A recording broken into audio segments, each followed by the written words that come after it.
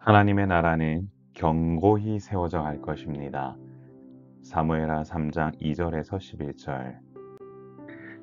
사랑하는 성도 여러분, 사무엘하 본문 계속 보고 있는데요.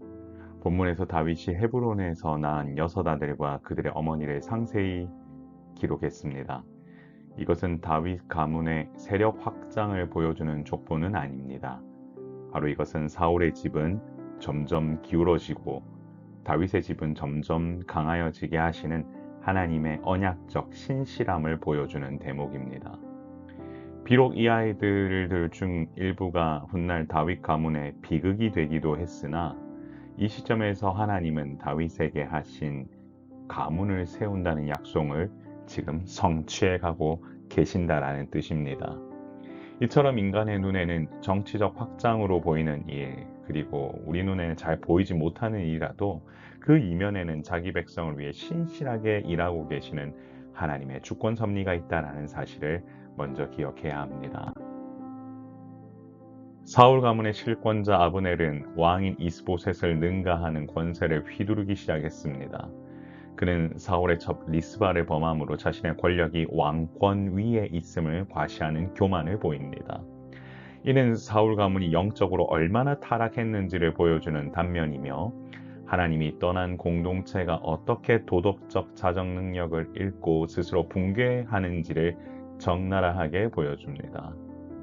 이처럼 하나님을 경외하지 않은 인간의 권력은 결국 탐욕으로 치닫게 되며 그 끝에는 반드시 도덕적 타락과 자멸의 길만이 기다리고 있음을 보여줍니다. 이스보셋의 문책에 아브나엘은 극도의 분노를 쏟아내며 다윗에게 나라를 넘기겠다고 선언합니다. 놀라운 점은 불신앙의 인물인 아브넬의 입을 통해 여호와께서 다윗의 맹세대로라는 하나님의 뜻이 고백되고 있다라는 사실입니다. 바로 하나님은 인간의 지극히 개인적인 분노와 배신조차도 하나님의 뜻을 세워가는 작은 부분으로 사용하고 계신다라는 사실을 알게 됩니다. 중요한 것은 다름이 아니라 하나님은 인간의 악함과 실수까지도 합력하여 선을 이루시며 그 누구도 막을 수 없는 절대적인 주권으로 자신의 계획을 완성해 가신다라는 점입니다. 사랑하는 성도 여러분, 결국 이스보셋이 아브넬을 두려워하여 감히 한마디도 대답하지 못하는 이런 일이 벌어집니다. 왕인 이스보셋이 자신을 능멸하는 아브넬의 협박 앞에 대꾸하지 못한다. 그리고 두려움에 사로잡힌다. 이제 이 이스보셋의 그 왕조, 이제는 막을 내린다라는 사실을 우리가 알게 되죠. 하나님을 경외해야 할 왕이 사람을 두려워하게 되는 순간 그는 지도력을 잃은 허수아비에 불과하게 되었습니다. 이처럼 하나님 없는 인생이 마주하게 될 끝은 비참하고 무능한 침묵뿐이었습니다. 이처럼 성도가 두려워해야 될 대상도 사람이 아닙니다. 오직 영원하신 하나님을 의지하며 하나님과 함께 동행하며 나아가는 삶을 사는 것보다 중요한 일은 없습니다.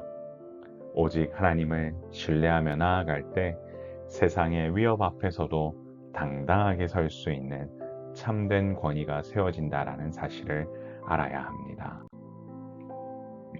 사랑하는 성도 여러분, 하나님의 나라는 견고히 세워질 것입니다. 아브넬의 야망과 이스보셋의 무능 그리고 그들의 갈등 언뜻 보기에는 하나님의 통치와 관계없는 것처럼 보여도 사랑하는 성도 여러분, 이 모든 일은 사울의 시대를 종결하고 다윗의 통치를 온전케 하시라는 하나님의 주권 역사 가운데 일어나는 경륜 속에서 일어나는 일임을 알아야 합니다. 이처럼 인간의 욕심과 갈등으로 얼룩진 것처럼 보여도 하나님은 혼란 속에서도 반드시 자신의 평화와 공의를 세우시기 위해 일하신다라는 점입니다.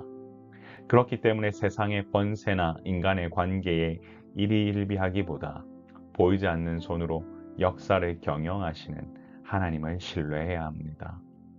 우리의 실패와 갈등마저도 선용하시는 주님께 삶의 주도권을 내어드릴 때 사람의 야망이 아닌 하나님의 나라는 반드시 견고히 세워져 갈 것입니다.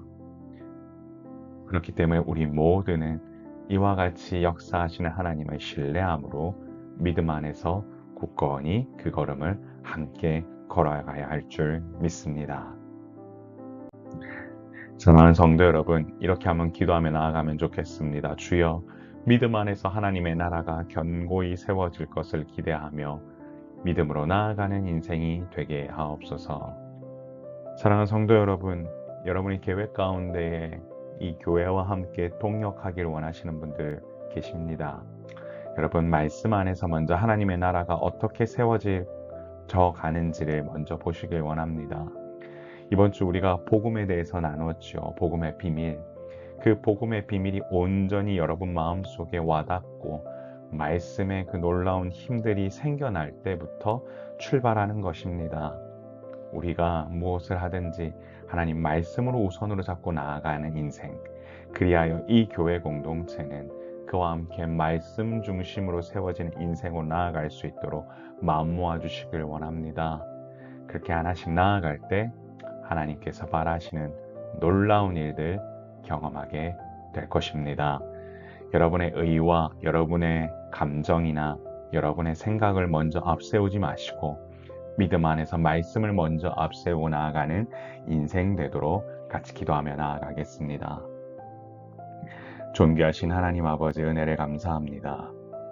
하나님께서 부으시는 놀라운 은혜 가운데 아버지 하나님, 말씀이 역사하시는 그 놀라운 은혜가 우선되어야 할 줄 믿습니다.